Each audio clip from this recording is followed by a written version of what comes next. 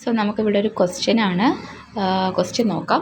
All statements related to HELLP syndrome is correct except. ഇതാണ് question. അതായത് HELLP സിൻഡ്രോമിനെ കുറിച്ചിട്ടുള്ള കുറച്ച് സ്റ്റേറ്റ്മെൻറ്റ്സ് നമുക്ക് 4 ഓപ്ഷൻസ് നമുക്ക് കാണാം. അതിൽ എല്ലാ സ്റ്റേറ്റ്മെൻറ്റ്സും കറക്റ്റാണ്, പക്ഷേ ഒരെണ്ണം തെറ്റായിട്ടുള്ളൊരു സ്റ്റേറ്റ്മെൻ്റ് ഉണ്ട്. അതേത് സ്റ്റേറ്റ്മെൻറ്റ് എന്നാണ് ചോദിച്ചിരിക്കുന്നത്. അപ്പോൾ 4 ഓപ്ഷൻസ് ഏതൊക്കെയാണ്? SGOT and SGPT elevated, high platelet count, haemolysis is present and occur in the third trimester. ഇത്രയുമാണ് നമ്മുടെ 4 ഓപ്ഷൻസ് ആയിട്ട് തന്നിട്ടുള്ളത്.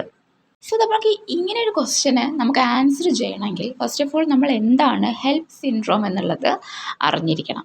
So what is HELLP syndrome? HELLP syndrome എന്ന് പറയുമ്പോൾ നമുക്കറിയാം പ്രഗ്നൻസിയിൽ നമുക്ക് വരുന്ന ഒരു severe form of pre eclampsia ആണ്. That involves hepatic dysfunction. Hepatic ഡിസ്ഫങ്ഷനോടൊപ്പം പ്രസൻറ്റ് ചെയ്യുന്ന ഒരു സിവിയർ ഫോം ഓഫ് പ്രീ എക്ലാംസിയാണ് എന്തെന്ന് പറയുന്നത്? ഹെൽപ്പ് സിൻഡ്രോം എന്ന് പറയുന്നത്.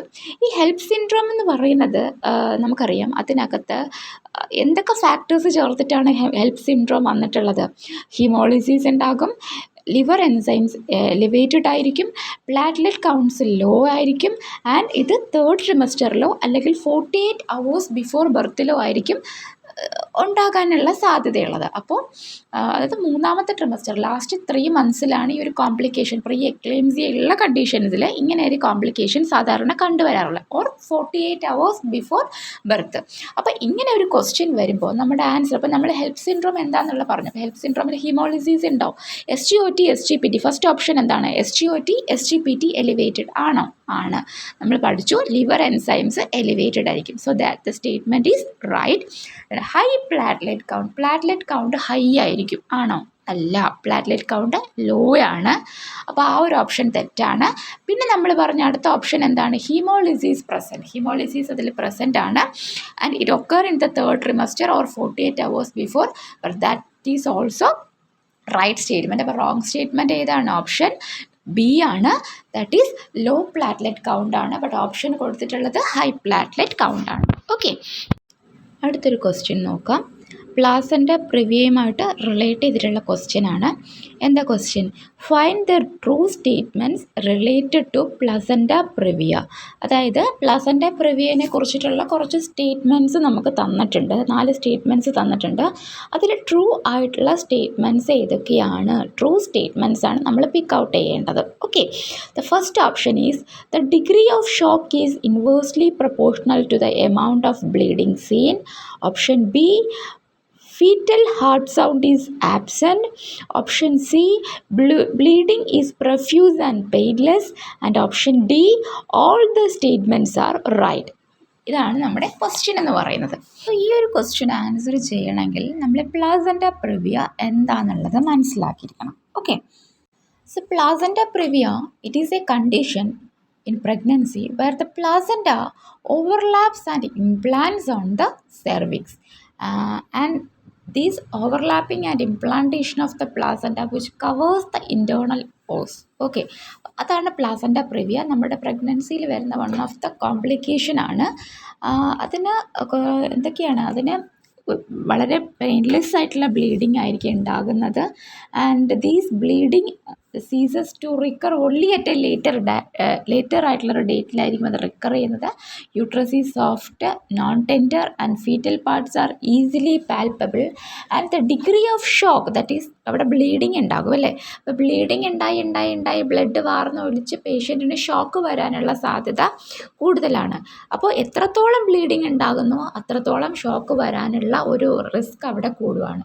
So there is a direct proportional relationship. That is എത്രത്തോളം കൂടുന്നു അതിനനുപാതമായിട്ട് ഷോക്കിൻ്റെ ചാൻസും കൂടുന്നു.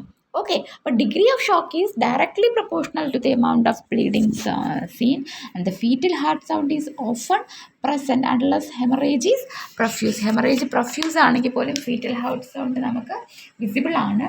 അൾട്രാസൗണ്ട് ആണ് നമുക്കിത് കൺഫേം ചെയ്യാനുള്ള ഒരു മെത്തേഡ് എന്ന് പറയുന്നത്. അൾട്രാസൗണ്ട് എക്സാമിനേഷൻ ആണ് എന്നുള്ളത് മനസ്സിലാക്കുക. അപ്പോൾ നമ്മുടെ ക്വസ്റ്റ്യൻ എന്തായിരുന്നു? പ്ലാസൻ്റ പ്രിവിയനെ കുറിച്ചിട്ടുള്ള ട്രൂ സ്റ്റേറ്റ്മെൻറ്റ്സ് ആണ്. സോ ഫസ്റ്റ് ഓപ്ഷൻ എന്താണ്? Degree of shock is inversely proportional to the amount of bleeding seen. ആണോ? അല്ല, degree of shock is directly proportional to the amount of bleeding seen. Fetal heart sound present ആണ്. Bleeding is profuse and painless ആണ്. That is a right option. അപ്പോൾ ഇതിൽ C തെറ്റാണ്. ബാക്കി 2 option, D option ഒരിക്കലും വരത്തില്ല, ബിക്കോസ് സി തെറ്റാണ് അല്ലേ. അപ്പോൾ സിയും ഡിയും അല്ല, എയും ബിയും റൈറ്റ് ആയിട്ടുള്ള സ്റ്റേറ്റ്മെൻ്റ് ആണ്. ഓക്കെ, അടുത്തൊരു ക്വസ്റ്റ്യൻ നോക്കാം. All the following are the causes of intrauterine growth retardation except. That is IUGRമായിട്ട് റിലേറ്റ് ചെയ്യുന്നൊരു ക്വസ്റ്റ്യൻ ആണ്. IUGRൻ്റെ കുറച്ച് കോസസ് നമുക്ക് തന്നിട്ടുണ്ട്. ഇതിൽ എല്ലാം IUGRൻ്റെ കോസസ് ആണ്, പക്ഷേ ഒരെണ്ണം അല്ല. അപ്പം എക്സെപ്റ്റ് ആയിട്ടുള്ളത് ഏത് എന്നാണ് നമ്മുടെ ക്വസ്റ്റ്യൻ. ഓക്കെ, സോ IUGRൻ്റെ കോസസ് എന്തൊക്കെയാണ്? സോ IUGRൻ്റെ കോസസിലേക്ക് വരുമ്പോൾ പ്രധാനപ്പെട്ട 12 കാരണങ്ങൾ കൊണ്ട് ബേബിക്ക് ഇൻട്രായൂട്രൈൻ ഗ്രോത്ത് റിട്ടാർഡേഷൻ സംഭവിക്കും. അതിലാദ്യത്തേത് മെറ്റേണൽ ന്യൂട്രീഷനാണ്. That is the most important cause of IUGR in woman. അതായത് ഇപ്പം ഒരു സ്ത്രീക്ക് ആവശ്യത്തിന് വെയിറ്റ് ഇല്ല എന്നുണ്ടെങ്കിൽ ആ കുട്ടിക്ക് വെയിറ്റ് കുറഞ്ഞു പോകാൻ, ഗ്രോത്ത് കുറഞ്ഞു പോകാനുള്ള സാധ്യതയുണ്ട്. First factor is the maternal nutrition. Second one is constitutionally small mothers. അതായത് ഇപ്പോൾ അമ്മ ചെറുതാണെങ്കിൽ കുഞ്ഞും ചെറുതാകും എന്നുള്ളതൊരു വസ്തുതയാണ്. മൂന്നാമത്തെ കാര്യം ക്രോണിക് മെറ്റേണൽ ഹൈപ്പോക്സീമിയ. അതായത് ക്രോണിക് ആയിട്ട് എന്തെങ്കിലും ഹൈപ്പോക്സീമിക് മെറ്റേണൽ ഹൈപ്പോക്സിമിക് കണ്ടീഷൻസ് മദറിനുണ്ടെങ്കിൽ കുട്ടിക്ക് ഈ പറഞ്ഞ പോലത്തെ കാര്യങ്ങൾ, അതായത് IUGR വരാനുള്ള സാധ്യത കൂടുതലാണ്. അപ്പോൾ ക്രോണിക് മെറ്റേണൽ ഹൈപ്പോക്സീമിയ വരുന്ന കണ്ടീഷൻസ് ഏതൊക്കെയാണ്? ഇപ്പം എന്തെങ്കിലും തരത്തിലുള്ള ലങ് ഡിസീസസോ അല്ലെങ്കിൽ സയനോട്ടിക് ഹാർട്ട് ഡിസീസോ അല്ലെങ്കിൽ അമ്മയ്ക്ക് സിവിയർ ആയിട്ടുള്ള അനീമിയ ഉണ്ടെങ്കിലോ, എസ്പെഷ്യലി ഇപ്പം അമ്മയ്ക്ക് സിക്കിൾ സെൽ അനീമിയ ഒക്കെ ഉള്ള കേസ് ആണെങ്കിൽ അതോ. അപ്പോൾ ഇങ്ങനെയുള്ള മെറ്റേണൽ ഹൈപ്പോക്സീമിയ ക്രോണിക്കായിട്ട് വരുന്ന കണ്ടീഷൻസിൽ നമുക്ക്, അതായത് pulmonary diseases, cyanotic heart disease, severe anaemia, sickle cell anaemia, ഇതെല്ലാം തന്നെ ഹൈപ്പോക്സീമിയ കാണിക്കുന്ന കണ്ടീഷൻസാണ്. സോ അങ്ങനെയുള്ള കണ്ടീഷൻസിൽ IUGR സംഭവിക്കാം. ദെൻ മൂന്നാമത്തെ റീസൺ പ്രോത്രോംബോട്ടിക് ഡിസോർഡേഴ്സ്, അതായത് ഹെമറ്റോളജിക്കൽ അല്ലെങ്കിൽ ഇമ്മ്യൂണോളജിക്കൽ ആയിട്ടുള്ള കുറച്ച് ഡിസോർഡേഴ്സ് കാരണം. ഫോർ എക്സാമ്പിൾ ഇപ്പം SLEയിലൊക്കെ കാണിക്കുന്ന ആൻറ്റി ഫോസ്ഫോലിപ്പിഡ് ആൻറ്റിബോഡി സിൻഡ്രോം കാരണം, അല്ലെന്നുണ്ടെങ്കിൽ ഇപ്പം എന്തെങ്കിലും തരത്തിലുള്ള ഇപ്പം ത്രോംബോസിസ് സംഭവിക്കാൻ സാധ്യതയുള്ള ഡിസീസസിലൊക്കെ, പ്രോത്രോംബോട്ടിക് ഡിസോർഡേഴ്സിലും ഇമ്മ്യൂണോളജിക് ഡിസോർഡേഴ്സിലും ഒക്കെ IUGR സംഭവിക്കാം. പിന്നെ അതുപോലെ തന്നെ മദറിന് ഹൈപ്പർ ടെൻഷനോ അല്ലെങ്കിൽ എന്തെങ്കിലും തരത്തിലുള്ള വാസ്കുലാർ ഡിസീസ് സച്ചാസ് ഇപ്പം ഇപ്പം ബ്ലഡ് വെസൽസിന് എന്തെങ്കിലും ഒക്ലൂഷനോ ഇൻഫ്രാക്ഷനോ ഒക്കെ വന്നു കഴിഞ്ഞാൽ അതും IUGRൻ്റെ റീസൺസ് ആണ്. പിന്നെ ഇൻഫെക്ഷൻ എന്തെങ്കിലും തരത്തിലുള്ള വൈറസ് അല്ലെങ്കിൽ parasitic infections, for example rubella, toxoplasmosis, cytomegalo virus infection, varicella zoster virus infection, malaria, ഇങ്ങനെയുള്ള ഇൻഫെക്ഷൻസ് എല്ലാം തന്നെ ഫീറ്റൽ ഗ്രോത്തിനെ ഇമ്പയർ ചെയ്യുന്ന ഇൻഫെക്ഷൻസ് ആണ്.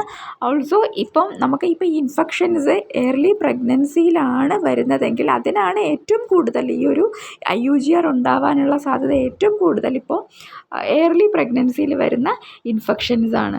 അതുപോലെ തന്നെ ഇപ്പം ലിസ്റ്റീരിയൻ്റെ ഇൻഫെക്ഷൻ വരുന്നത്, tuberculosis, chlamydial infection, mycoplasma infection, ഇതെല്ലാം തന്നെ ഈ പറഞ്ഞ പോലെ IUGRൻ്റെ റിസ്ക് കൂട്ടുന്ന കണ്ടീഷൻസ് ആണ്. പിന്നെ എന്തെങ്കിലും തരത്തിലുള്ള സബ്സ്റ്റൻസ് അബ്യൂസോ സിഗരറ്റ് സ്മോക്കിങ്ങോ. സബ്സ്റ്റൻസ് അബ്യൂസ് എന്ന് പറയുമ്പോൾ അമ്മയ്ക്കിപ്പോൾ ആൾക്കഹോൾ യൂസ് ചെയ്യുന്ന ഒരു ഹാബിറ്റ് ഉണ്ടെങ്കിലോ, അല്ലെങ്കിൽ ഏതെങ്കിലും തരത്തിലുള്ള ഡ്രഗ് അബ്യൂസ് കാണുന്നുണ്ടെങ്കിലോ, അല്ലെങ്കിൽ സിഗരറ്റ് സ്മോക്കിംഗ് എല്ലാം തന്നെ IUGRന് റീസൺസ് ആണ്. Use of certain teratogens also lead to IUGR, intrauterine growth retardation and some socio demographic variables കാരണം വരുന്നുണ്ട്. അതായത് ഇപ്പം സോഷ്യോ ഡെമോഗ്രാഫിക് വേരിയബിൾസ് എന്ന് പറയുന്നത് it is associated with an increased risk of delivering and IUGR neonate. അതിൽ മെയിനായിട്ട് വരുന്നൊരു വേരിയബിളാണ് റേസ് എന്ന് പറയുന്നത്. ഓക്കെ, ഇനി അതുപോലെ തന്നെ വരുന്ന മറ്റൊരു ഫാക്ടറാണ് ക്രോണിക് മെറ്റേണൽ സ്ട്രെസ്. അതായത് നമ്മൾ പൊതുവേ പറയാറുണ്ട് പ്രഗ്നൻസിയിൽ അമ്മമാർ സ്ട്രെസ്ഡ് ആവാൻ പാടില്ല എന്നുള്ളത്. അപ്പോൾ ക്രോണിക് ആയിട്ടുള്ളൊരു മെറ്റേണൽ സ്ട്രെസ് വന്നു കഴിഞ്ഞാൽ that also will leads to IUGR. And assisted reproductive technologies or ART എന്ന് പറയുന്നതും എന്താണ്, these factor also have a higher prevalence of low birth weight. Okay, അപ്പം നമ്മളിപ്പം മെറ്റേണൽ ഫാക്ടേഴ്സാണ് കൂടുതലായിട്ടും യൂട്രൈൻ ഗ്രോത്ത് റിട്ടാർഡേഷൻ അഫക്റ്റ് ചെയ്യുന്നത്.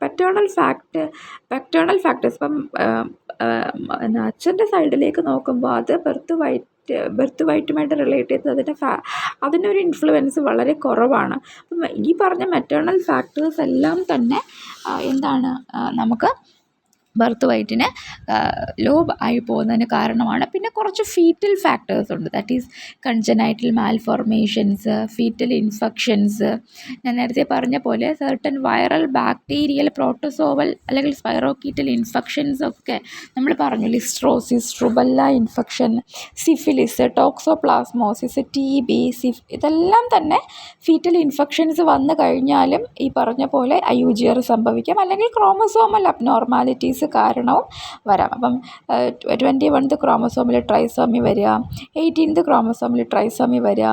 ഫീറ്റൽ ഗ്രോത്തിനെ സിഗ്നിഫിക്കൻ്റായിട്ട് അഫക്റ്റ് ചെയ്യുന്നതാണ് chromosomal abnormalities. അപ്പം IUGRൻ്റെ റീസൺസ് പറയുമ്പോൾ മെറ്റേണൽ ഫാക്ടേഴ്സും ഫീറ്റൽ ഫാക്ടേഴ്സും ഉണ്ട്. ഫീറ്റൽ ഫാക്ടേഴ്സ് കൺജനൈറ്റൽ മാൽഫോർമേഷൻസും ഫീറ്റസിന് വരുന്ന ഇൻഫെക്ഷൻസും ക്രോമസോമൽ അബ്നോർമാലിറ്റീസുമാണെന്ന് ഓർക്കുക. അപ്പോൾ ഈ റീസൺസ് എല്ലാം മനസ്സിലാക്കിയാൽ മാത്രമേ നമ്മുടെ ക്വസ്റ്റ്യന് നമുക്ക് ആൻസർ ചെയ്യാനായിട്ട് കഴിയുള്ളൂ. ഓക്കെ, അപ്പോൾ ഇനിയും നമുക്ക് ആൻസർ ചെയ്യാമല്ലോ. എന്താണ് IUGRൻ്റെ കോസ് അല്ലാത്ത ഏതാണ്?